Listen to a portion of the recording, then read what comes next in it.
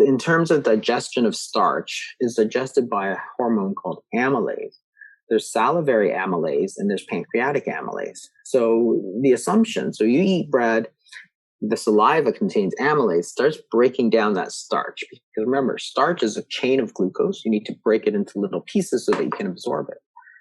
The saliva contains amylase that immediately starts to work it. And we had assumed always that most of the digestion is through the pancreas.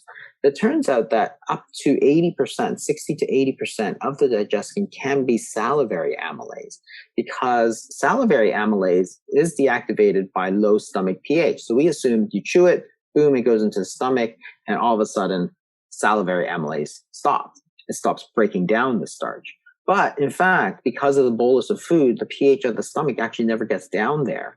It doesn't get low enough to deactivate salivary amylase. So if you take something like bread with vinegar, like they do, olive oil and vinegar, for example, turns out that you don't break down the same amount of starch, and therefore your glycemic index goes much lower, your insulin spikes go much lower, and it's because of the acid in the food. Yeah. Lemon juice does that. Fermented food does that, which is lactic acid.